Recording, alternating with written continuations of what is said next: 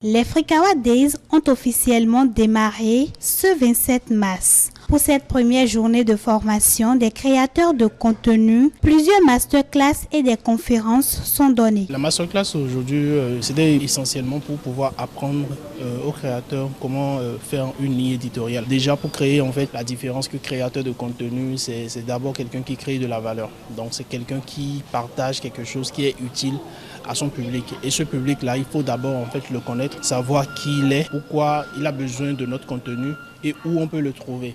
Et quand on arrive en fait à définir ce cadre-là, on a plus de facilité à trouver en fait de quoi on va parler, parce que ce n'est pas uniquement nous qui comptons, ce n'est pas uniquement en fait les valeurs qui sont là, ce n'est pas uniquement en fait nos principes qui comptent, mais également en fait de quoi a besoin les gens. Et c'est ce que nous avons appris ce matin, à comment en fait vraiment faire pour que nos contenus puissent, non seulement sur en fait une cohérence, puissent entrer dans un cadre, mais également en fait puissent résonner auprès en fait du public auquel il s'adresse. Pour l'occasion, des créateurs de contenu d'ici et d'ailleurs ont animé les différents panels tenus ce jour. J'ai été invité par l'équipe de Frikaya pour les Frikaya Days pour apporter ma modeste contribution en tant que créateur de contenu dans le domaine du cinéma et notamment du sport. Ce que je vais apporter, c'est deux choses. La première chose, c'est l'expertise.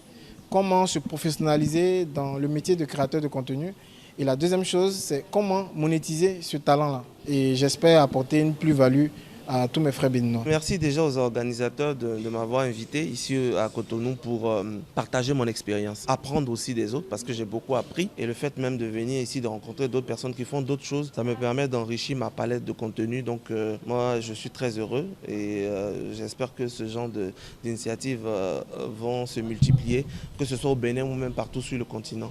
À mes amis créateurs de contenu, je vais leur dire de savoir qu'aujourd'hui on fait un métier qui est nouveau, mais c'est à nous de mieux s'organiser pour exister, pour se faire respecter.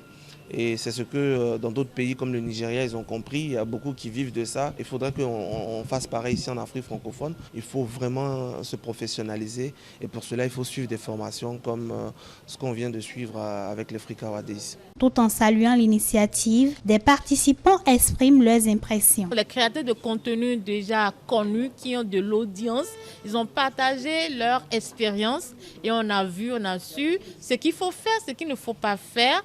Ils nous ont dit, ils ont donné certaines astuces et franchement, c'était très bien le partage. Pour cette journée, je peux déjà dire qu'il est important pour un créateur de contenu de rester dans la constance et dans le temps pour ses créas. À cela, j'ajoute le sérieux et la qualité des créations pour pouvoir mieux évoluer dans la création des contenus. En gros, de tout ce qui a été dit concernant la création de contenu, moi j'ai retenu qu'il faudrait de la passion, de la créativité, qu'il faudrait également être humble.